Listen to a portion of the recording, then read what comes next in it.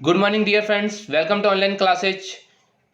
आज हम सभी एस्टर द्वारा ली गई सेकंड परीक्षा जो कि फरवरी में ली गई थी उसका शिक्षण कला एवं दक्षता पेडागोगी एंड अदर स्किल के सभी प्रश्नों को आंसर के साथ देखेंगे। और इससे पहले हमने केवल सभी को प्रश्नों को देखा था इससे पहले वाली वीडियो में। अगर आपको केवल प्रश्न देखना है तो आप उस वीडियो को देखेंगे, अगर प्रश्न को आंसर के साथ देखना है तो आप इस वीडियो को देख करके अपने क्वेश्चन बना सकते हैं। और अगर आप हमारे चैनल पर नए हैं तो इसे सब्सक्राइब कर लें जिससे एस्टेट संबंधी जितनी भी जानकारी है आप सबको सबसे पहले पहुंच सके।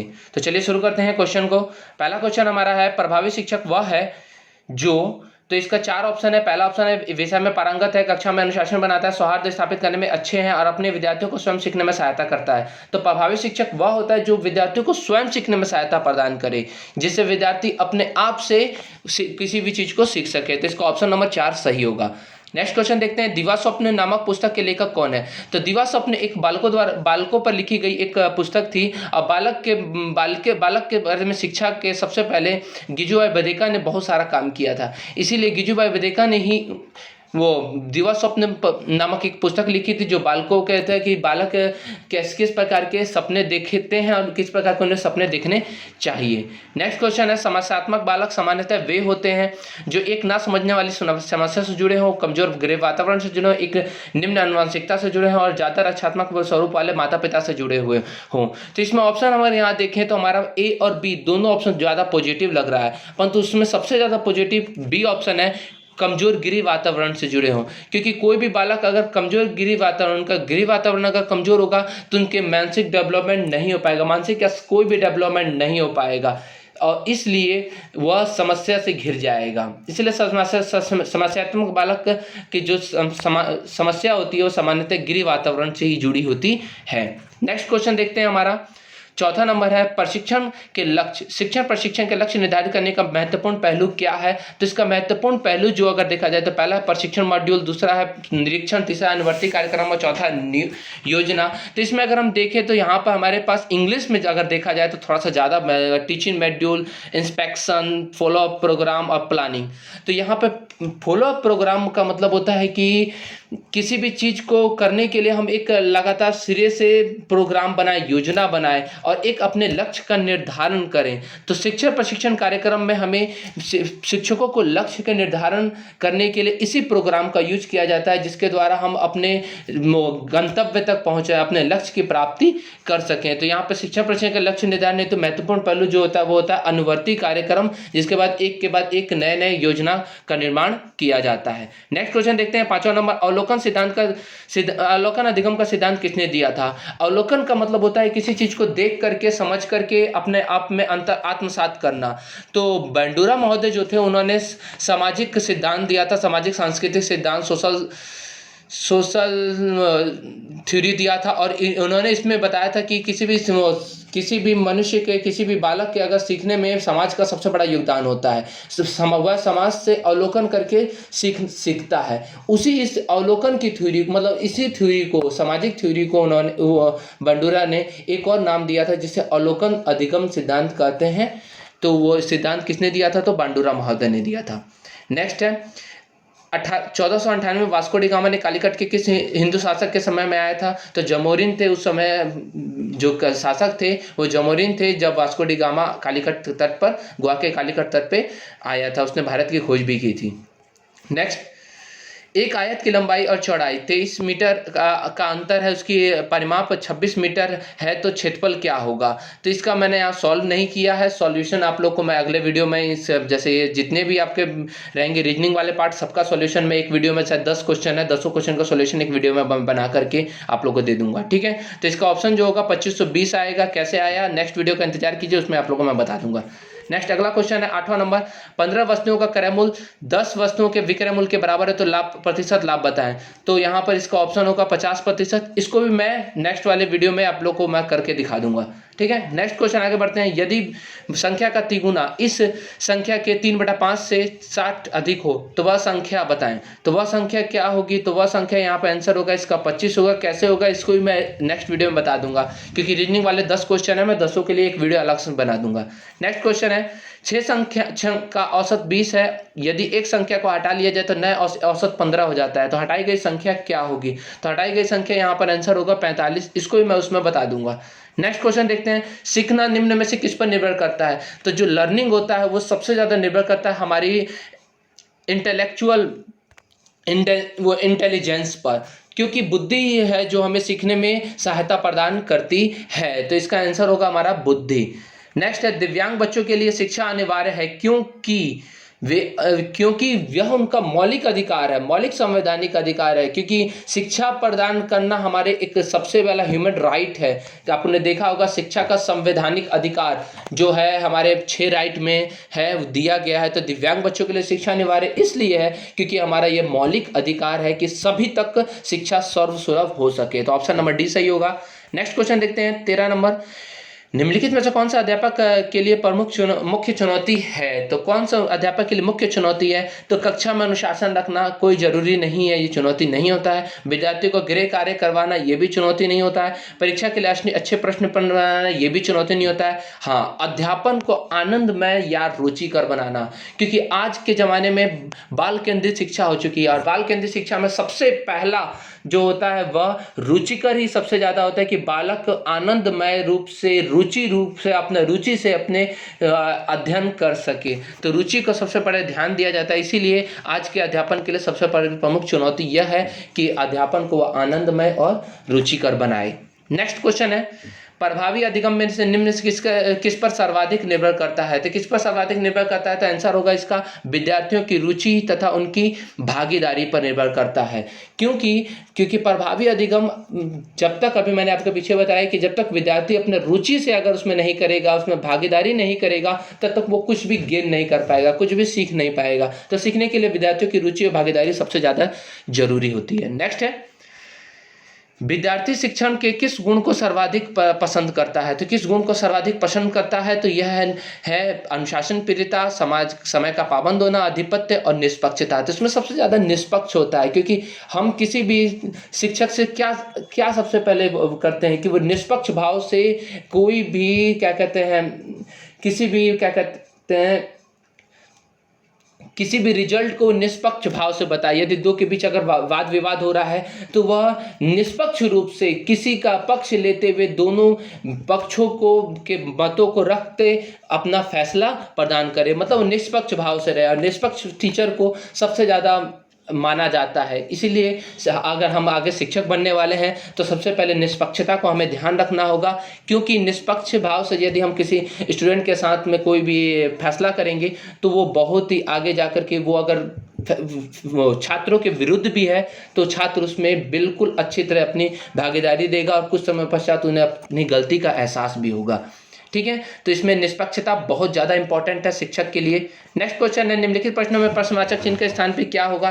तो इसका क्वेश्चन है 1, 8, 27, 64, 125। तो यहाँ पे सभी का घन किया गया है। देख लीजिए, एक का घन 1 होता है, 2 का घन 8 होता है, 3 का घन 27 होता है, 4 का घन 64 होता है, 5 का घन 125 होता है, तो 6 का घन 216 हो जाएगा। मैं इसको नेक्स्ट वाले जो है मैं रीजनिंग का एक बनाऊंगा तो उसमें आप लोगों को इसको करवा दूंगा। नेक्स्ट क्वेश्चन देखते हैं। नेक्स्ट क्वेश्चन हमारा है निम्न में से दिए गए श्रृंखला में प्रश्नवाचक चिन्ह के स्थान पे कौन सी संख्या आएगी? तो देखिए यहाँ पर क्वेश्चन जो है हमारा यहाँ पर 5, 11, 23, 47 और 95, ये भी रीजनिंग का पार्ट है, इसको भी मैं उसको आगे बता दूंगा। इसका आंसर होगा 191। कैसे होगा मैं आपका उसमें नेक्स्ट वाले वीडियो में बता दूंगा। अगला क्वेश्चन है निम्न में से कौन सी एक सदिश राशि नहीं है? सदिश राशि का मतलब होता है जिसकी एक निश्चित दिशा होती है। तो विस्थापन की एक निश्चित दिशा होती है, वेग की दिशा होती है और संवेग की भी दिशा होती है, परंतु आयतन होता है जिसकी कोई दिशा नहीं होती है। तो यहाँ पे आयतन एक अदिश राशि है, मतलब सदिश राशि नहीं है। नेक्स्ट क्वेश्चन देखते हैं। मानव के शरीर का तापक्रम कितना होता है? तो मानव के शरीर का जो तापक्रम होता है वह होता है 37 डिग्री सेल्सियस। तो यहाँ ऑप्शन जो है 37 डिग्री फ़ारेनहाइट है पहला ऑप्शन, तो ये कभी नहीं होगा। फ़ारेनहाइट में याद रखिएगा 98.4 होता है फ़ारेनहाइट में, तो यहाँ 37 डिग्री सेल्सियस ही हमारा क्या होगा आंसर होगा। ठीक है। 98 डिग्री यहाँ सेल्सियस देखा, ये नहीं होगा, 37 डिग्री सेल्सियस ही होगा। नेक्स्ट क्वेश्चन देखते हैं हमारा, निम्न में से कौन सा प्राथमिक रंग है? तो कौन सा प्राथमिक रंग है? तो लाल, हरा और नीला प्राथमिक रंग होता है जिससे कोई भी रंग बनाया जा सकता है, किसी भी निश्चित अनुपात में मिला के कोई भी रंग बनाया जा सकता है, इसीलिए तीनों को प्राइमरी रंग कहा जाता है, लाल, हरा और नीला।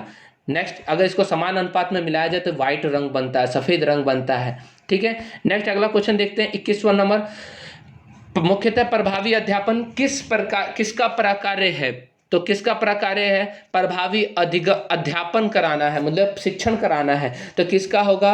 इसमें पहला ऑप्शन है अध्यापक का पांडित्य, तो कभी नहीं, अध्यापक कितना भी तेज हो, अगर वह शिक्षा से सही ढंग से नहीं दे पा रहा है तो वह उसके शिक्षण पद्धति बहुत बेकार है। नेक्स्ट, अध्यापन की निष्ठा एक अपनी जगह होती है, परंतु यहाँ पे अध्यापन कराना है प्रभावी अध्यापन, तो निष्ठा हमारे मन की होती है, परंतु हम अध्यापन में उसको ज़्यादा प्रभाव नहीं देते हैं। अध्यापन में किस चीज़ का प्रभाव देना है ये ज़्यादा इंपॉर्टेंट करता है, तो वो हमारा होगा अध्यापन के प्रति अध्यापक की सकारात्मक अभिवृत्ति, कि वह किस प्रकार से, सकारात्मक अभिवृत्ति का मतलब होता है कि वह अगर अध्यापन में कुछ गड़बड़ कर रहा है तो वो सभी चीज़ों को वो धीरे धीरे अपने अंदर में चेंजिंग लाए और उसको धीरे धीरे आगे चल के सॉल्व करे। एक अच्छे शिक्षक के राह पे चलने के लिए वह पहले से प्रणबद्ध हो।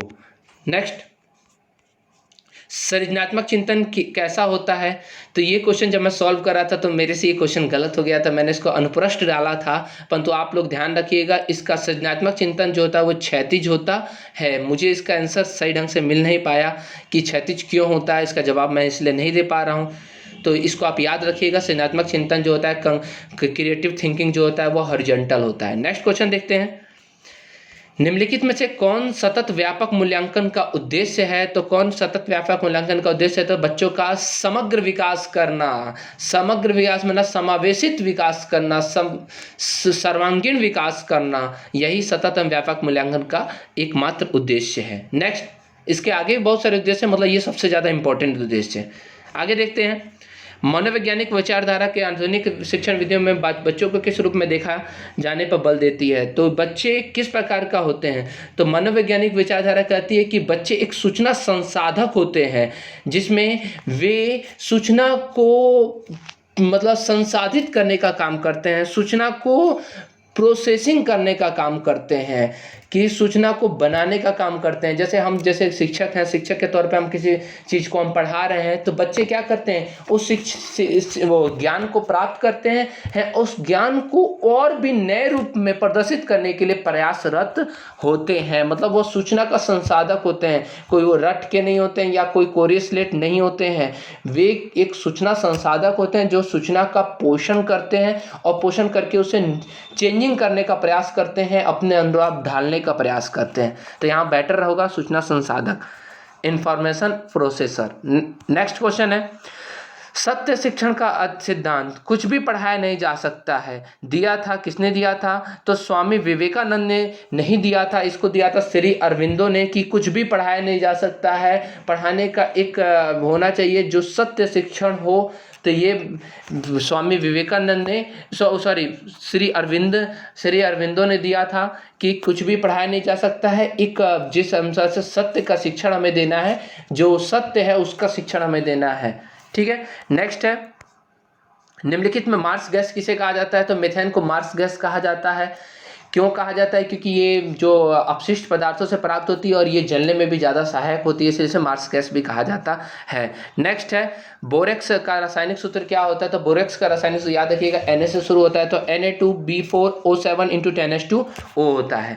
नेक्स्ट है, निम्नलिखित में से कौन सा एक उदाहरण रासायनिक परिवर्तन का नहीं है? तो रासायनिक परिवर्तन का मतलब होता है कि यदि किसी चीज़ का किसी चीज़ में परिवर्तन हो जाए और फिर उसको दोबारा उसी चीज़ में, मतलब जो चीज़ से पहले बना था उसी चीज़ में अगर परिवर्तन हम कर देते हैं तो वो रासायनिक परिवर्तन का उदाहरण नहीं होता, वो भौतिक परिवर्तन होता है। अगर वो परिवर्तन नहीं हो पाता है तो वो रासायनिक परिवर्तन होता है। जैसे ईंधन का जलना, कोई भी ईंधन, जैसे लकड़ी को हम जला देते हैं तो जलने के बाद जो राख बनता है उससे लकड़ी बना सकते हैं? तो कभी नहीं बना सकते, तो ये रासायनिक परिवर्तन है। प्रकाश संश्लेषण, प्रकाश संश्लेषण में भोजन बनता है, क्या उस भोजन को फिर हम प्रकाश के रूप में बना सकते हैं? तो कभी नहीं बना सकते हैं। तो यहाँ पर ये भी रासायनिक परिवर्तन का उदाहरण नहीं है। जल का विद्युत विश्लेषण, जल से जब विद्युत बनाया जाता है तो विद्युत से जल बना दिया जाएगा? नहीं बनाया जा सकता है, इसलिए यह भी रासायनिक परिवर्तन का उदाहरण नहीं है। और लास्ट है नमक, जल में नमक का घुलना। तो जब जल को नमक में हम घुला देते हैं तो अगर हमें चाहें तो उसे नमक और जल को फिर से अलग कर सकते हैं। कैसे कर सकते हैं? तो उनको अगर गर्म कर दें तो नमक नीचे बैठ जाएगा और जो जल होगा वो वाष्प बन करके उड़ जाएगा। तो जल में नमक जब घुलाया जाएगा तो उसको जल और नमक दोनों को मिश्रण को अलग भी किया जा सकता है। तो ये रासायनिक परिवर्तन का उदाहरण नहीं है, ये भौतिक परिवर्तन का उदाहरण। नेक्स्ट क्वेश्चन देखते हैं, भ्रूण निम्न में से किसमें मिलता है? तो भ्रूण किसमें प्राप्त होता है? तो भ्रूण बीज में प्राप्त होता है। जैसे आप चना देखे होंगे, चना के ऊपर एक भेटी होता है, देखे होंगे आपने, एक नोकीला होता है। जब उसको फोड़िएगा तो अंदर की तरफ एक बीच में एक बहुत ही छोटी सी संरचना पाई जाती है, वो भ्रूण होता है। यहीं से जब चना फूटता है, मतलब इसमें से नया पौधा निकलता है, तो वो उसी भ्रूण में से निकलता है। तो बीज के अंदर भ्रूण पाया जाता है। नेक्स्ट क्वेश्चन है, निम्नलिखित में से कौन सा वसा में घुलनशील विटामिन नहीं है? तो याद रखिएगा, वसा में जो घुलनशील होता है वो जल में घुलनशील नहीं होता है। जो वसा में घुलनशील नहीं होता है वो जल में घुलनशील होता है। तो बी और सी, विटामिन बी और सी जल में घुलनशील होता है और वसा में घुलनशील नहीं होता है। याद रखिएगा, बी और सी बहुत इंपॉर्टेंट क्वेश्चन है, हर एक एग्जाम में पूछा गया है। तो बी और सी जो होता है, विटामिन जल में घुलनशील नहीं होता है, वसा में घुलनशील नहीं होता है, जल में घुलनशील होता है। तो ऑप्शन यहाँ पे हमारा होगा विटामिन बी। नेक्स्ट है, भारत का सर्वोच्च सम्मान भारत रत्न 2019 में किसे प्रदान किया गया था? देखिए, हम लोग को करंट अफेयर भी इसमें पूछा गया है, जबकि पिछले वाले पेपर में करंट अफेयर नहीं पूछा गया था, इसलिए अब हम लोग को करंट अफेयर भी याद रखना होगा। तो किसे दिया गया था? तो सभी को दिया गया था, प्रणब मुखर्जी, भूपेन हजारिका और नानाजी देशमुख, तीनों को दिया गया था। तो इनमें से सभी लिख देंगे। नेक्स्ट क्वेश्चन है, निम्न में से कौन सा वर्तमान नीति आयोग के उपाध्यक्ष हैं? तो कौन उपाध्यक्ष हैं? तो अमिताभ कांत, राजीव कुमार, नरेंद्र मोदी, इनमें से कोई नहीं। तो राजीव कुमार हैं जो वर्तमान में नीति आयोग के अध्यक्ष हैं। नीति आयोग कब आयोग लागू हुआ था? तो 1 जनवरी 2015 को लागू हुआ था। उसी के अध्यक्ष अभी वर्तमान में राजीव कुमार हैं। नेक्स्ट है, निम्नलिखित में से कौन सा एक हड़प्पा का बंदरगाह है? तो लोथल है, बहुत जगह आपने पढ़ा भी होगा। लोथल एक बंदरगाह है जो कि हमारे हड़प्पा संस्कृति का एक बंदरगाह है। नेक्स्ट है, कबड्डी खेल में एक पक्ष में कितने खिलाड़ियों की संख्या होती है? तो 7 खिलाड़ी होते हैं। आपने कबड्डी खेल देखा भी होगा, खेला भी होगा, तो उसमें केवल 7 खिलाड़ी होते हैं। नेक्स्ट क्वेश्चन है, अंतर्राष्ट्रीय मुद्रा कोष IMF का मुख्यालय कहाँ स्थित है? तो ये वाशिंगटन DC में स्थित है, वाशिंगटन DC में स्थित है। नेक्स्ट क्वेश्चन है, निम्नलिखित में से कौन प्रभावी शिक्षण के प्रमुख व्यवहार हैं? तो प्रमुख व्यवहार हैं, पहला, शिक्षक विद्यार्थियों के विचारों का एक एवं योगदान का अनुप्रयोग, प्रश्न पूछना, संरचना, अनुदेशन, विविधता। तो यहाँ पर मेरे को आंसर समझ में नहीं आया,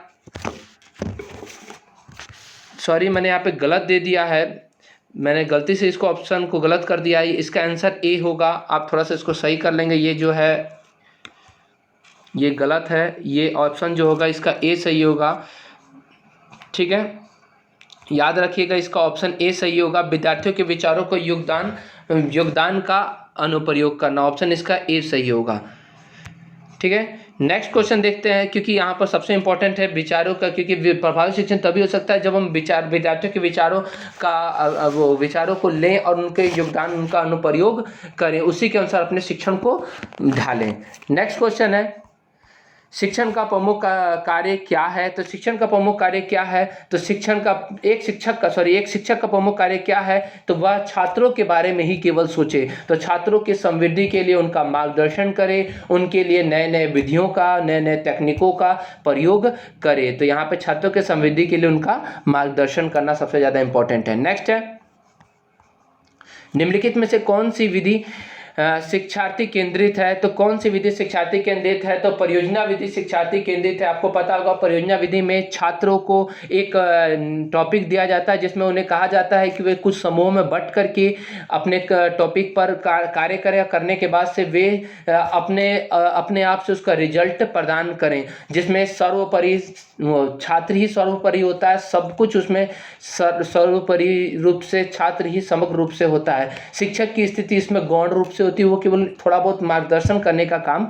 करता है। तो शिक्षार्थी केंद्रित कौन सा है? परियोजना विधि है, बहुत इंपॉर्टेंट है, जिसको किलपैट्रिक ने दिया था, याद भी रखिएगा ये क्वेश्चन। नेक्स्ट क्वेश्चन है, अभिवृत्ति का विकास तथा प्रशंसा निम्नलिखित में किस क्षेत्र में आता है? तो किस क्षेत्र में है? तो भावात्मक विकास में आता है। आपको पता होगा अभिवृत्ति एक मनोवृत्ति है जो हमारे भाव से रिलेटेड है। तो इसके लिए हमारे तीन जो दिए गए थे, किन्होंने दिया था? तो ब्लूम्स टैक्सोनॉमी में आपने देखा होगा कि 3 पार्ट बताए गए थे विकास के, संज्ञानात्मक, भावात्मक, मनोगत्यात्मक। तो इसमें से हमारा जो होगा वह होगा भावात्मक होगा। भावात्मक सेकंड वाला था। तो वह अभिवृत्ति का विकास हमारे मन से होता है, मनोवृत्ति से होता है। तो इसका आंसर होगा भावात्मक विकास।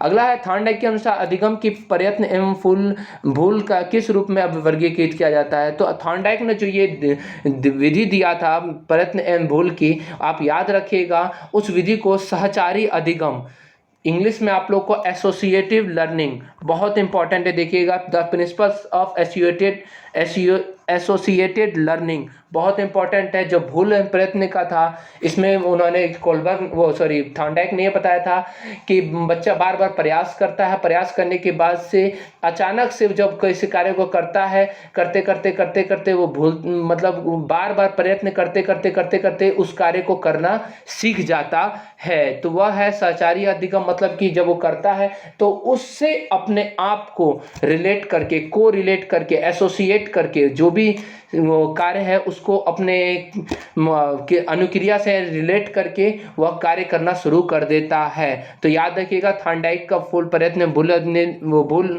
एवं भूल विधि जो है वो संबद्ध मतलब सहचारी अधिगम सिद्धांत, एसोसिएट लर्निंग का एक उदाहरण है, मतलब एसोसिएट लर्निंग भी इसको कहा जाता है। नेक्स्ट है, बताओ कौन तकनीक का उपयोग किसके अध्ययन में किया जाता है? तो बताओ कौन यहाँ पर दो चीज के बीच में मतलब तुलना करके किया जाता है। तो यहाँ पे अंतर व्यक्तिक संबंध, मतलब दो व्यक्तियों के बीच में, किसी भी दो व्यक्ति या दो वस्तुओं के बीच में संबंध करने के लिए बताओ कौन का किया जाता है। जैसे मैं आपसे कोई क्वेश्चन पूछ दिया कि बताइए इनमें से कौन वो है, जैसे अभी एक क्वेश्चन आया था कि इनमें से कौन रासायनिक परिवर्तन का उदाहरण नहीं है। तो यहाँ पे क्या है, आप अंतर व्यक्ति संबंध, दोनों के बीच में संबंध देखेंगे, दोनों के बीच में अंतर देखेंगे कि कौन है कौन नहीं है, तुलना करके आप उसमें करेंगे। तो यहाँ पे अंतर व्यक्ति संबंध, इंटरपर्सनल रिलेशन को दर्शाता है कि अध्ययन के लिए आवश्यक होता है।